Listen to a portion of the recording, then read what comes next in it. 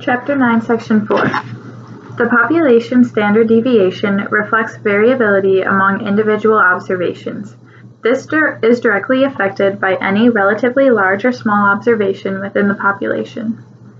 The sample error of the mean reflects variability among sample means, each of which represent a collection of individual observations. This has a stabilizing effect. Section 9.6. Shape of the sampling distribution.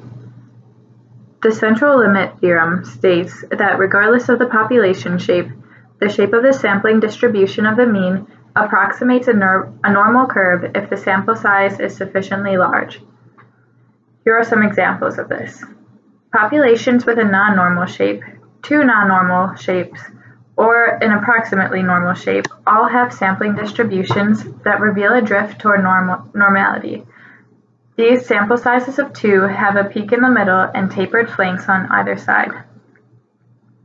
Why the central limit theorem works.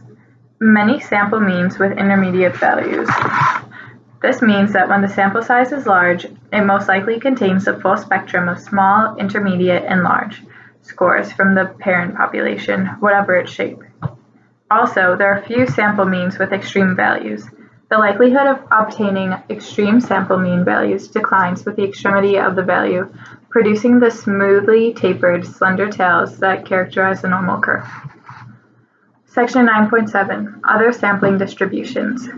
For the mean, a new sampling distribution is created by a switch to another population. There are as many different sampling distributions as there are possible sample size for any single population. Each sampling distribution has the same mean, but standard error differs and depends upon the size of the sample. For other measures, there are also sample distributions for medians, proportions, standard deviations, variances, correlations, as well as differences between pairs of means, proportions, etc.